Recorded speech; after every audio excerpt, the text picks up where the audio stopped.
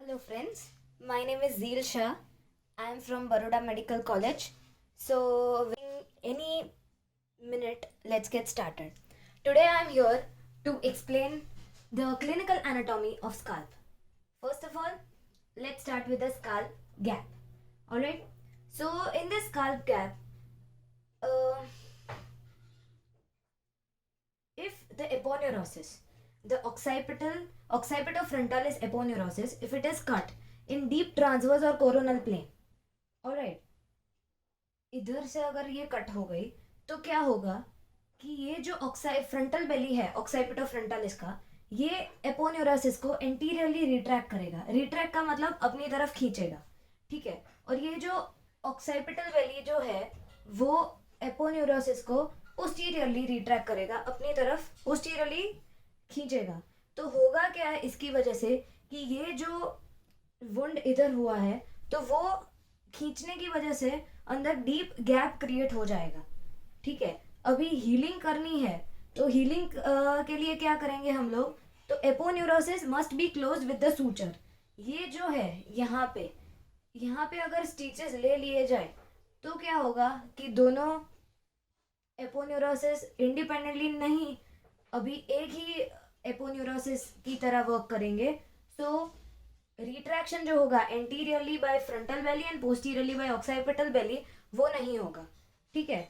तो यहाँ पे यही लिखा है कि if the aponeurosis is cut as in deep transverse और coronal plane, wounds of the scalp, the edges of the wound gap, edges जो होगी वुंड की वो गैप करेगी और separate because of the pull of frontalis and occipital bellies of occipitofrontalis muscle. Alright, frontal belly will retract the aponeurosis anteriorly, whereas occipital belly will retract the aponeurosis posteriorly. Frontal belly जो होगी वो अपनी तरफ आगे की तरफ खींचेगी, occipital belly होगी वो posteriorly पीछे की तरफ रिट्रैक्ट करेगी. तो ड्यू टू टेंशन, ये वर्ड आना बहुत जरूरी है, due to tension of the epicranial aponeurosis produced by the tone of the occipitofrontalis muscle. अभी हीलिंग के लिए क्या करना है, तो जैसे मैंने बताया कि aponeurosis must be closed with suture. Okay. Coming to second, sebaceous cyst. Sebaceous cyst में क्या करना है, एक मिनट. सेबेशियस सिस्ट, अभी स्काल्प के हमें 5 लेयर्स पता है. स्किन, स्काल्प जो है उसके 5 layers is skin, connective tissue, aponeurosis, फिर loose areolar tissue and pericranium. Skin जो है, स्किन होगी तो उसके अंदर sebaceous glands are present. Because of abundance of sebaceous glands, chances of sebaceous cyst increases. sebaceous glands है तो जाहिर सी बात है कि sebaceous cyst भी हो सकता है. तो स्काल्प की क्लिनिकल एनाटॉमी में एक ये पॉइंट भी आता है कि sebaceous cyst स्काल्प में और बायलेटरली प्रेजेंट होगी, पूरे स्काल्प में, ऐसे नहीं कि एक साइड पे, पूरे स्काल्प में प्रेजेंट होगी. ठीक है. Coming to third clinical anatomy which is bleeding. अभी हम जानते हैं कि स्काल्प जो है it has rich blood supply. Scalp external carotid artery and internal carotid artery दोनों की दोनों की ब्रांचेस पूरे स्काल्प में प्रोवाइड करती है ब्लड, एंड दोनों एनास्टोमोस भी करते हैं. So wounds of scalp they bleed profusely. अभी उसके 2 रीज़न है. ब्लीडिंग प्रोफ्यूज इतना क्यों है, उसके 2 रीज़न है. One is rich blood supply to the scalp. Blood supply इतना तगड़ा है कि ब्लीडिंग होगी ही होगी. सेकेंड रीजन इज जो आर्टरीज है, अभी ये सपोज आर्टरी का ल्यूमेन है तो उसके आजू बाजू फाइब्रस सेप्टा है.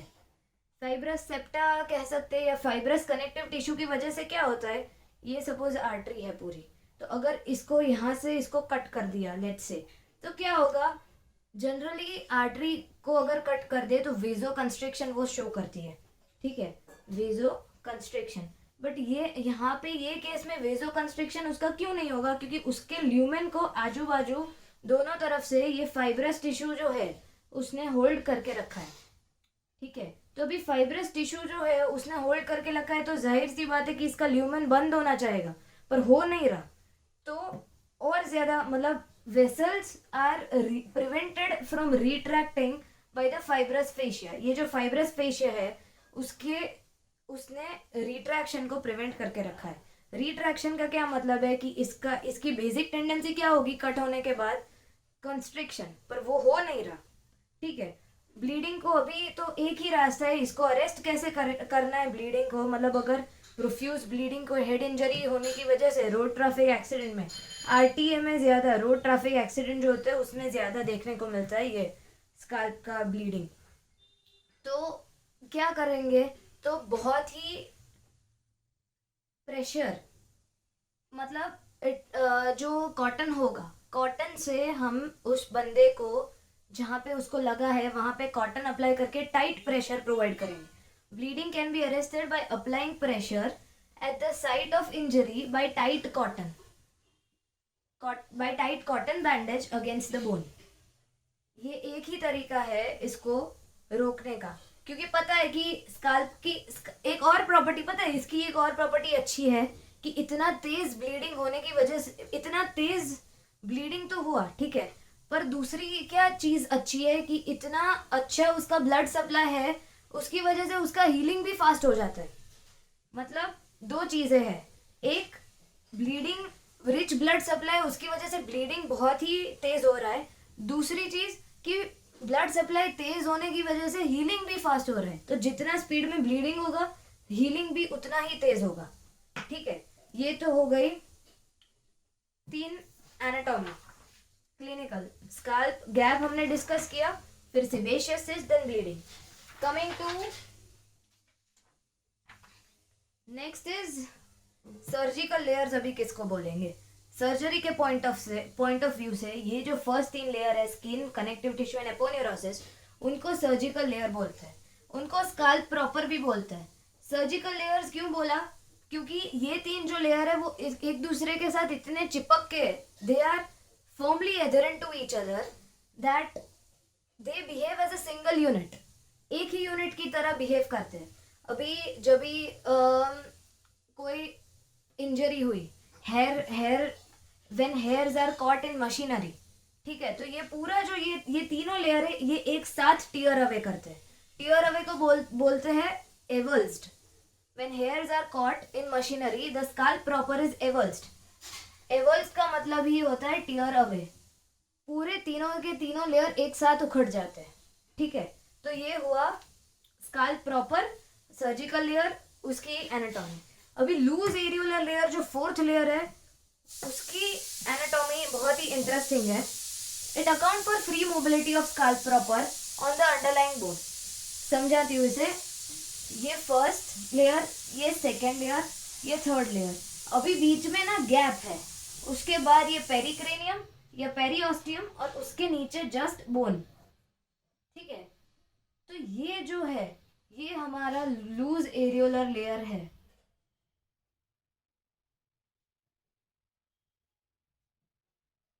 अभी इसमें क्या होगा, ये फर्स्ट 3 तो मैंने बोला कि it acts as a single unit, ये बिहेव करेंगे एज अ सिंगल यूनिट। ठीक है, ये पेरियोस्टियम जो है वो और बोन वो चिपक के रहेंगे, तो ये बीच वाला जो लेयर है, अभी लिखा क्या है यहाँ पे कि it accounts for free mobility of scalp over the underlying bone. ये बोन के ऊपर के जो लेयर्स है, ये वाला लेयर और ये, इन दोनों के बीच में मोबिलिटी का काम, मोबिलिटी प्रोवाइड करता है ये लूज एरियोलर टिश्यू। तो जो सर्जन्स होते हैं, जो फ्लैप्स लगवाने होते हैं ना, scalp flaps, they are mobilised in this plane, उसको यहाँ पे इंसर्ट करते हैं, क्योंकि ये यही लेयर है जो प्रोवाइड करता है मोबिलिटी, तो उसको यहीं पे इंसर्ट करेंगे स्काल्प फ्लैप्स को। ठीक है, now this it provides easy plane of cleavage in injury. अगर इंजरी हुई, सपोज ये वाला जो है कुछ सपोज हेड इंजरी हुई और ये 3 जो है वो एवल्स्ड हो गए, टीयर हो गए, तो यहीं पे होगी, ये लेयर ही है जो प्रोवाइड करेगा क्लीवेज का plane, easy plane of cleavage, यहां से ही उसको काटेंगे, easy plane of cleavage in injury. ये 3 लेयर को वापस जोड़ना है ना, तो ये लेयर काम आएगी उस वक्त। यहाँ पे ब्लड वेसल्स भी बहुत होते हैं, तो क्या मतलब दिक्कत क्या, यहाँ पे अगर ब्लड आ गया सपोज, तो वो ना इजीली स्प्रेड हो सकता है।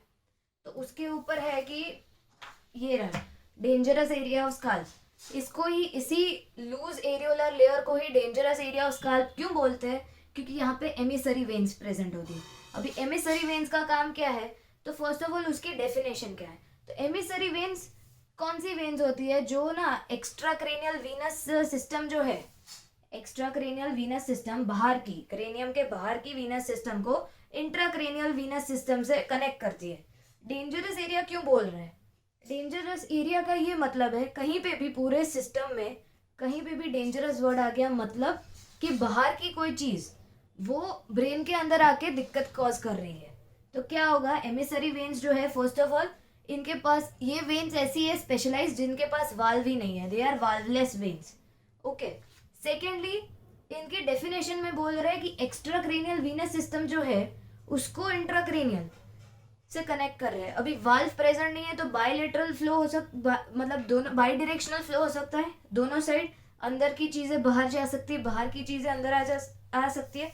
तो दिक्कत क्या होगी इसकी वजह से, कि सपोज ये जो लूज एरियोलर टिश्यू लेयर है, जो अभी देखा हमने, ये इसमें यहाँ पे जो ये जो देखा, वहां पे एमिसरी वेन्स प्रेजेंट है।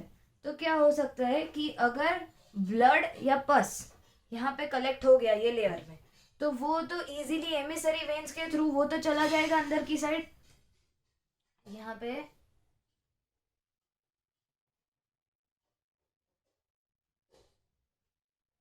ये बोन, ये ड्यूरा मैटर, ठीक है। तो यहाँ से ब्लड इजीली अंदर आ सकता है, और नीचे हमारा ब्रेन। तो क्या होगा कि अगर यहाँ पे ब्लड या पस या कुछ भी कलेक्ट हो गया, तो वो इस पाथवे के थ्रू इजीली इंट्राक्रेनियल आ सकता है और अफेक्ट कर सकता है। इसीलिए ये वाले एरिया को, लूज एरियोलर टिश्यू वाले लेयर को डेंजरस एरिया बोलते हैं। If pus is collected in this layer, then infection may travel readily along the emissary veins. Emissary veins का जो पाथ होगा उसके थ्रू बहुत easily infection can travel into the intracranial dural venous sinuses. ये जो sinuses है इसको ना dural sinuses बोलते हैं, dural venous sinus, ठीक है। ड्यूरा के दो लेयर जो होता है ना, उनके बीच में होता है ये। तो एमिसरी वेन्स जो है वो एक्स्ट्रा क्रेनियल, अब तक तो एक्स्ट्रा क्रेनियल था, अभी जैसे ही लूज एरियोलर लेयर में जो थे एमिसरी वेन्स वो एक्स्ट्रा क्रेनियल थे, जैसे ही ड्यूरल वीनस साइनस में आ गए इंट्राक्रेनियल हो गए, लीडिंग टू देयर थ्रोम्बोसिस। एक बार इधर थ्रोम्बोसिस हो गया ना, तो फिर चांसेस डेथ तक के पहुंच जाते हैं कि बंदा मर जाएगा, थ्रोम्बोसिस। तो ये इतना डेंजरस हो सकता है कि अगर पस और ब्लड यहाँ पे कलेक्ट हो गया, और अगर ये एमिसरी वेन्स के थ्रू ड्यूरल वीनस साइनस में चला गया और वहां पे थ्रोम्बोसिस कॉज करना स्टार्ट कर दिया उसने, तो फिर बहुत दिक्कत हो जाएगी, फिर ना बंदा मर भी सकता है, फेटल हो जाती है चीज़ें, ठीक है। तो ये था about dangerous layer of scalp and loose areolar tissue. Coming to अभी ये जो चीज़ है लूज एरियोलर लेयर, वो सेफ्टी वाल्व हेमाटोमा भी है, वही प्रोवाइड करता है सेफ्टी वाल्व हेमाटोमा में। अभी सेफ्टी क्यों, सेफ्टी वाल्व बोला है तो मतलब कुछ सोच समझ के बोला है सेफ्टी वाल्व, सेफ्टी मतलब कुछ अच्छा ही है। तो सेफ्टी वाल्व में क्या होगा, सेफ्टी वाल्व हेमाटोमा में, कि सबसे पहले तो इसमें इतनी चीजें याद रखनी है कि इंजरी जो है वो 3 जगह पे हो रही है। दिखाती हूँ आपको एक फोटोग्राफ। हाँ, तो ये रहा सेफ्टी वाल्व हेमाटोमा। तो इसमें क्या है, इंजरी जो है वो इतनी सीवियर हो गई कि three things are getting injured. First is dura mater, उसके ऊपर का ओवरलाइंग बोन में फ्रैक्चर हो गया, और उसके ऊपर की जो लेयर है पेरियोस्टियम, आउटर पेरियोस्टियम, वहां पे भी इंजरी हो गई। टोटल 3 जगह पे dura mater, then overlying bone, उसमें फ्रैक्चर हो गया, और उसके ऊपर की जो 5th लेयर जो है स्काल्प की, पेरियोस्टियम या पेरिक्रेनियम, उसमें भी दिक्कत, उसमें भी इंजरी हो गई। तो ये तीनों की इंजरी की वजह से ये तीनों की इंजरी की वजह से सेफ्टी वाल्व हेमाटोमा प्रोड्यूस होता है। मैं बताती हूँ उसमें क्या होता है। अभी इतना याद रखो कि sometimes fracture of cranial vault is associated with tearing of dura mater and pericranium. इतना फ्रैक्चर हो गया, इतना सीवियर कि ड्यूरा मैटर पूरा टियर ऑफ हो गया और पेरिक्रेनियम पूरा टियर ऑफ हो गया। अभी ड्यूरा मैटर टियर ऑफ हो गया तो डायरेक्ट ब्रेन, मतलब क्या होगा कि जो यहाँ पे तो ड्यूरा मैटर ड्यूरल वीनस साइनस है तो ब्लड बहुत ही तेज है यहाँ पे। अगर ये टियर अप हो गया, टियर अवे, तो यहाँ पे ये प्रेशर प्रेशर क्रिएट करेगा ब्रेन पे, ब्रेन को कंप्रेस करेगा, क्योंकि और कोई ऊपर तो जगह ही नहीं है। ये बोन है, ठीक है, ऊपर तो, और ये तीन लेयर भी एक एक ही यूनिट की तरह काम कर रहे हैं और फर्मली एडहेरेंट है। तो ऊपर तो जगह ही नहीं है, बचा एक ही लेयर, ये लूज एरियोलर टिश्यू लेयर।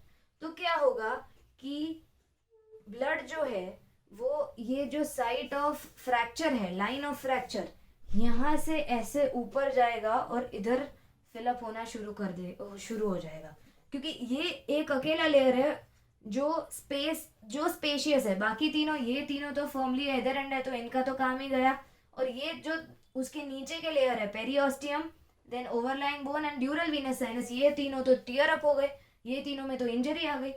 और इसके नीचे तो ब्रेन है, तो ब्रेन का कंप्रेशन प्रिवेंट करने के लिए क्या मैकेनिज्म है कि ये जो है लाइन ऑफ फ्रैक्चर, वहां से ब्लड जाएगा ऊपर और यहाँ पे फिलअप होना शुरू हो जाएगा लूज एरियोलर टिश्यू, ताकि ब्रेन में कंप्रेशन ना दिखे। पूरा ब्लड जो है वो नीचे से ऊपर जाएगा, वाल्व जैसा काम कर रहा है ना, एक तरह से, कि नीचे से ऊपर जा रहा है और यहाँ पे फिलिंग हो जा रही है। See it is written that sometimes fracture of cranial vault is, वो तो हमने पढ़ा कि it is associated with tearing of dura mater and pericranium. In such cases blood from intracranial hemorrhage communicates with the subaponeurotic space।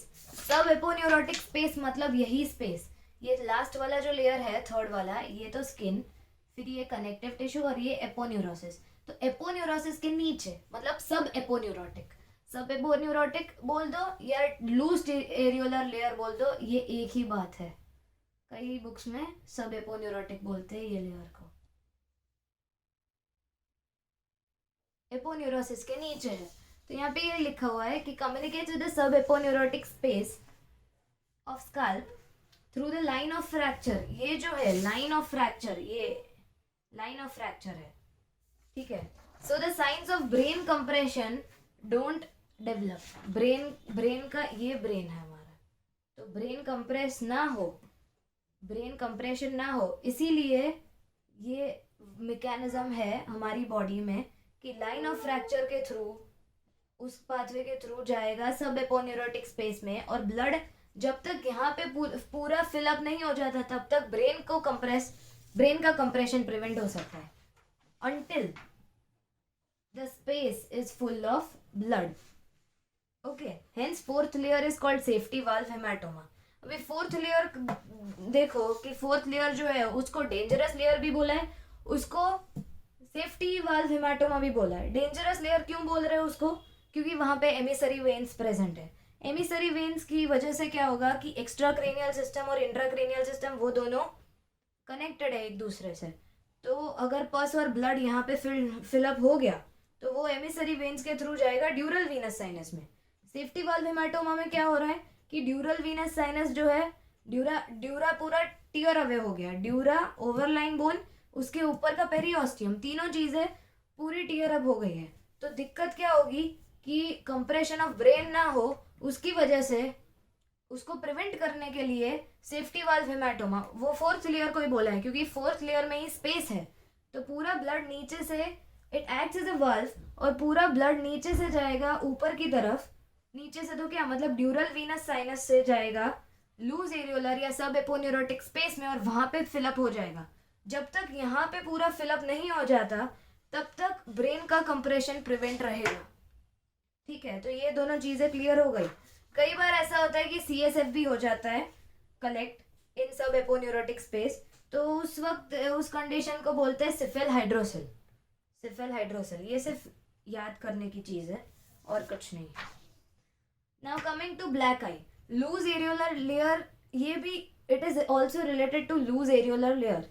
अब तक 3 पढ़ चुके हैं हम loose areolar. First is dangerous area scalp का. सेकेंड इज सिफेल्फ. Second is safety wall haematoma. ना third is black eye. भाई ब्लैक आई का कंसेप्ट क्या है कि इसके लिए मैं एक फिगर दिखाती हूँ आपको. ये जो है ये स्काल्प के 3 लेयर्स, फर्स्ट सेकेंड थर्ड. अभी जो ऑक्साइपिटो फ्रंटालिस जो मसल है उसकी जो बेलीज है, ठीक है, ये फ्रंटल बेली हो गई और ये ऑक्साइपिटल बेली हो गई.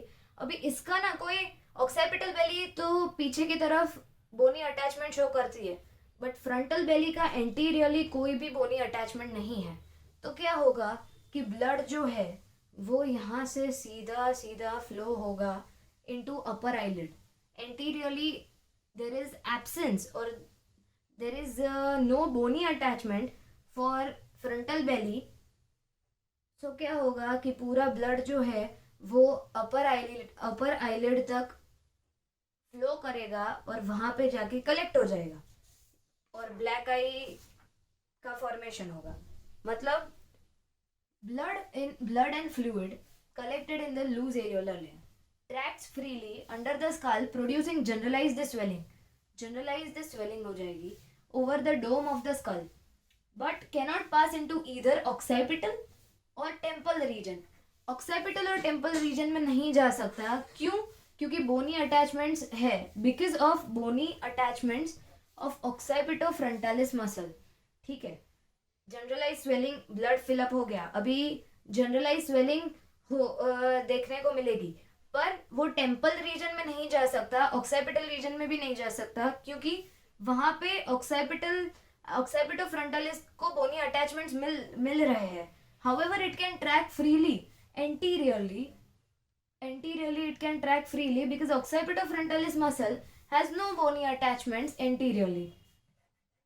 Anteriorly, उसके पास bony attachments ही नहीं है.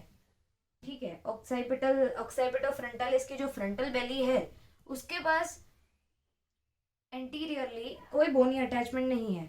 Formation of hematoma few hours after head injury or cranial operation causing black discoloration of skin around the eyes. अभी ब्लड पूरा नीचे, ऊपर से नीचे ऐसे जा रहा है और फिल हो गया. ठीक है, वहाँ पे फिल हो गया और स्टैगनेंट मतलब हिमाटोमा बन जाएगा. तो जाहिर सी बात है कि जो कलर होगा वो चेंज हो जाएगा. ब्लैक डिस्कलरेशन आ गया स्किन का अराउंड आइज और ब्लैक आइज का फॉर्मेशन हो जाएगा. ठीक है,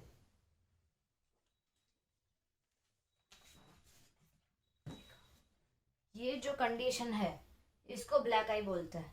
ऐसा फॉर्मेशन हो जाता है due to injury to skull. ये पूरा ब्लैक आई. ठीक है,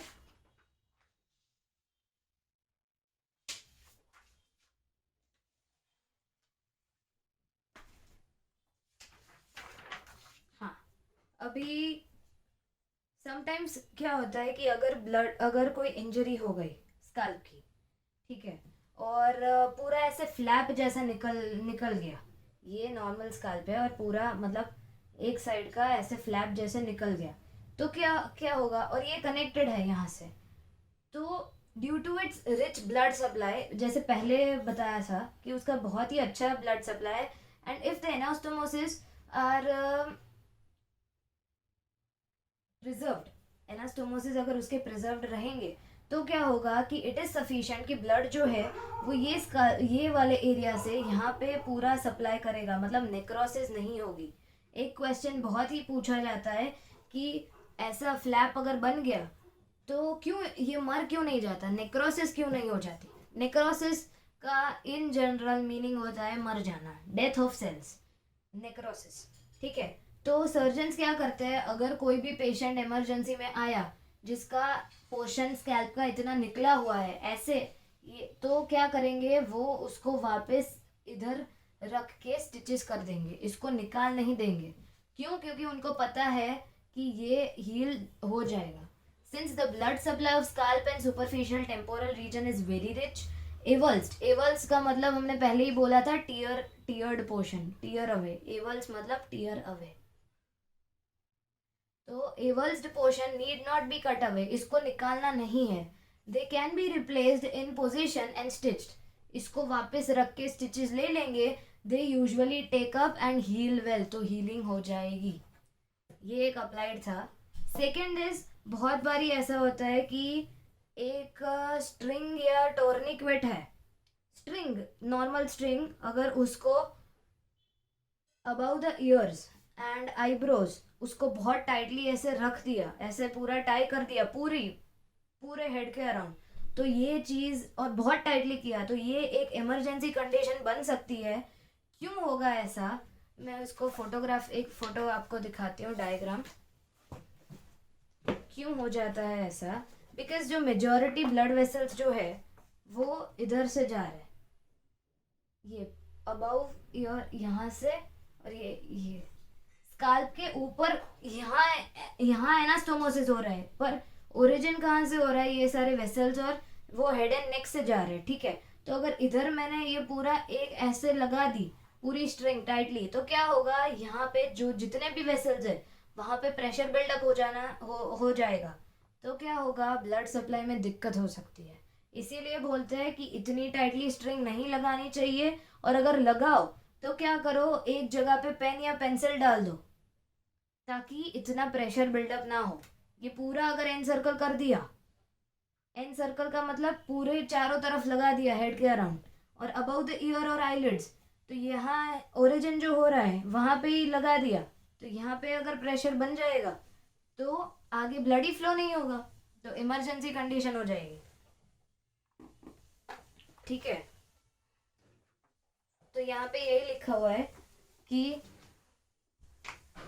because all superficial arteries supplying the scalp ascend from the face and neck, so if tightly encircled then it causes pressure on these arteries। Pressure हो जाएगा जैसे बताया। तो इसका अभी सोल्यूशन क्या है, इंसर्ट अ पेन और पेंसिल इनटू द लूप। ये जो लूप है इसके अंदर पेन या पेंसिल घुसा दो एंड रोटेट इट, उसको रोटेट करते रहो, ऐसा नहीं कि इधर ही रखा है, उसको रोटेट करो चारों तरफ to avoid pressure on arteries, ठीक है। Coming to caput succedaneum and Syphil hematoma। कैप्यूट सक्सीडेनियम, ये जो कंडीशन है, ये कंडीशन होती है छोटे बेबीज में। It is a harmless condition, कुछ दिक्कत वाली बात नहीं है, न्यूबॉर्न बेबीज में होती है, हार्मलेस कंडीशन है। ये क्यों होता है, डिफ़िकल्ट लेबर की वजह से। अगर बर्थ इंजरी कुछ हो गई ड्यूरिंग लेबर, बर्थ कैनाल के से पास होने के वक्त, उस वक्त अगर इंजरी हो गई तो ये चीज़ देखने को मिलती है। इसमें क्या होता है, जनरलाइज तो नहीं, टेम्पररी स्वेलिंग हो जाती है, एडिमा हो जाता है, टेम्पररी स्वेलिंग हो जाती है। और ये पता है इसका ये एक पॉइंट है कि ये ना एक्स्ट्रा पेरियोस्टियल होता है। एक्स्ट्रा पेरियोस्टियल का मीनिंग क्या है कि सपोज ये 1 2 3, फिर ये लूज एरियोलर, फिर पेरिक्रेनियम पेरियोस्टियल, तो ये ना ऊपर के जो लेयर्स है ना उसमें स्वेलिंग होने की वजह से, मतलब ये पेरियोस्टियम है, पेरियोस्टियम के ऊपर वाले लेयर में दिक्कत है, तो इसको एक्स्ट्रा पेरियोस्टियल या सबक्यूटेनियस यूजुअली जो सेकेंड लेयर होता है ना कनेक्टिव टिश्यू, वहां पे देखने को मिलती है, क्योंकि सबक्यूटेनियस बोला है। स्किन अगर हो, स्किन फर्स्ट लेयर है तो वो क्यूटेनियस बोलते हैं स्किन वाले लेयर को, तो सबक्यूटेनियस मतलब बिलो स्किन वाले लेयर्स में स्वेलिंग देखने को मिलती है। जनरली ये कंडीशन जो है वो 24 या 48 आवर्स में ना खत्म हो जाती है, डिसअपियर हो जाती है, disappears after 24 to 48 hours. Occiput area जो है वहां पे देखने को मिलती है, और क्रॉसेस द सूचर लाइन, इसका क्या मतलब है कि ये सपोज स्काल्प है, ठीक है, ये उसका मतलब यहाँ पे बोन है, ठीक है, सूचर प्रेजेंट है, तो ये बोन के ऊपर ये सारी लेयर्स है ना, ये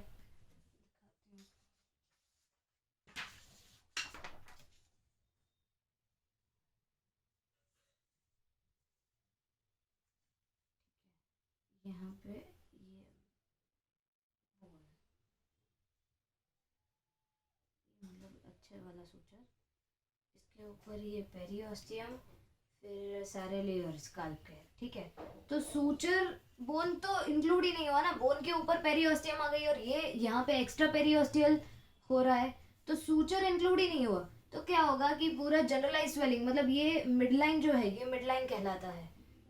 ठीक है, ये मैंने अच्छे से नहीं बताया, ड्रॉ मतलब अच्छे से नहीं किया, पर समझ सकते हो कि ये मिड लाइन है। तो सूचर जो है वो उसको तो ये डिस्टर्ब ही नहीं कर रहा, क्योंकि सूचर के ऊपर सारी चीजें हो रही है, यहाँ पे स्वेलिंग हो रहा है, तो ये मिड लाइन को क्रॉस कर सकता है। मतलब ऐसा नहीं है कि सिर्फ ये एक ही साइड होगा, इधर ही होगा और इधर जाएगा ही नहीं, ये पूरा इधर जा सकता है, इधर हो सकता है, इधर हो सकता है, कहीं पे भी हो सकता है।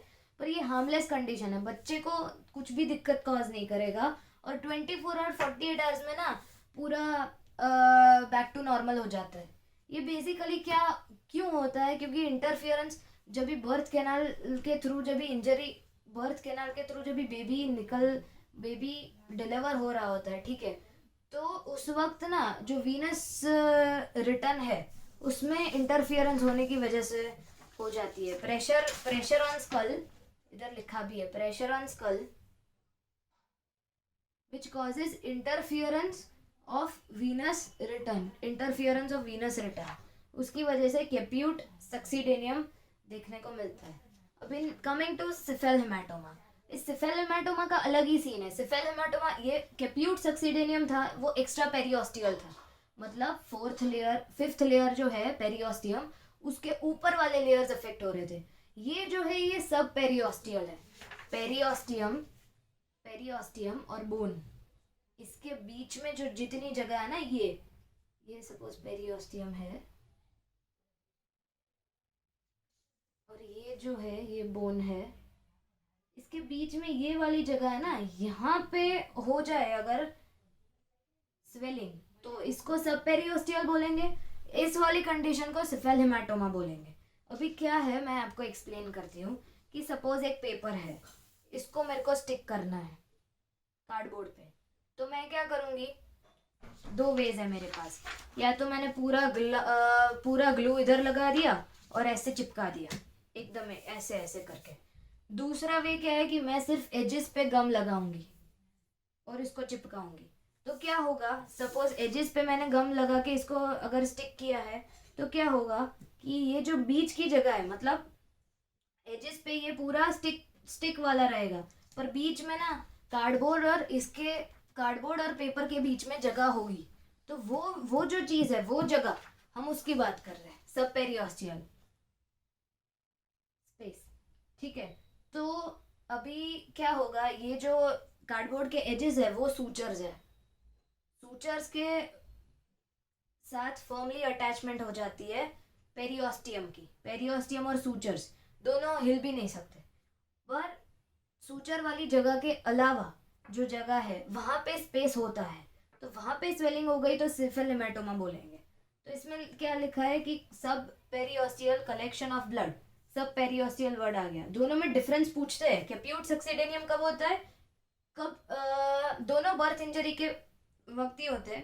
कैप्यूट सक्सीडेनियम में ये पूछते हैं कि कहाँ पे होता है, तो एक्स्ट्रा पेरियोस्टियल, whereas सिफिल haematoma it occurs sub periosteal.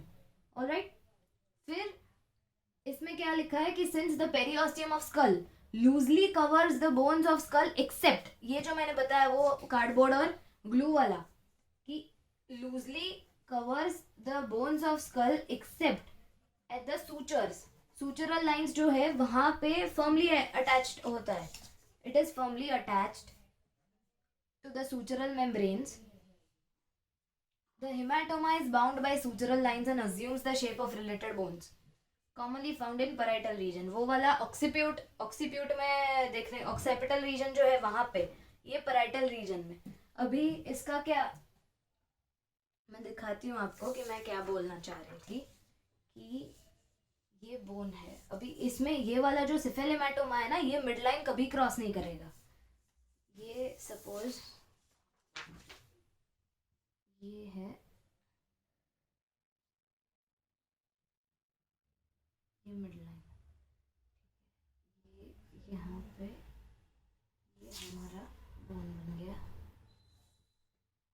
Drawing को थोड़ा इग्नोर करना, मतलब शेप वगैरह को, ये सूचर है, ठीक है। और पेरियोस्टियम बहुत ही इधर तो बहुत ही फर्मली अटैच है। हाँ, तो अभी क्या होगा कि यहाँ पे फर्म अटैचमेंट है सूचरल लाइंस के, और यहाँ पे स्पेस है, यहाँ पे उसके पास स्पेस है, पर यहाँ पे तो बहुत ही फर्म अटैचमेंट है। तो क्या होगा कि ये जो स्वेलिंग है वो इधर ये फूलता जाएगा, ये रीजन इतना बड़ा हो गया, पर ये कभी इसको क्रॉस नहीं करेगा, ये पॉइंट के बाद ये कभी क्रॉस नहीं होगा इस साइड, तो मिडलाइन को कभी क्रॉस नहीं करेगा, और जो अंडरलाइन बोन होगी उसका शेप ही ले लेगा। तो डिफरेंस क्या हुआ सिफेल हेमाटोमा और कैप्यूट सक्सीडेनियम में? कैप्यूट सक्सीडेनियम जो था वो एक्स्ट्रा पेरियोस्टियल था, तो वो मिडलाइन को क्रॉस कर सकता था। पेरियोस्टियम सूचर उसको मतलब ही नहीं, उसको तो ऊपर के लेयर्स है, ऊपर के लेयर्स में स्वेलिंग हो रही है, तो वो आराम से मिडलाइन को क्रॉस कर लेता था। ये सिफेल हेमाटोमा है वो कभी भी मिडलाइन को क्रॉस नहीं कर सकता, क्योंकि सूचर इसमें इन्वॉल्व है। ठीक है, वहां पे शेप ना, उसको शेप बोन की शेप से मतलब ही नहीं था कैप्यूट सक्सीडेनियम में। वेराज सिफेल हेमाटोमा में अंडरलाइंग बोन जो होगी उसकी शेप ले लेगा वो। ठीक है, ये एक्स्ट्रा पेरियोस्टियल, कैप्यूट सक्सीडेनियम, सिफेल हेमाटोमा, सब periosteal space. Alright, so here I complete all the clinical anatomy of scalp. मैंने अपना बेस्ट देने की कोशिश की है, और ये मेरा फर्स्ट वीडियो है, सो आई एम नॉट एक्सपेक्टिंग कि अच्छा, मतलब बहुत ही अच्छा बनेगा, बट मैंने अपना 100% दिया है। Thank you very much, good luck and good bye.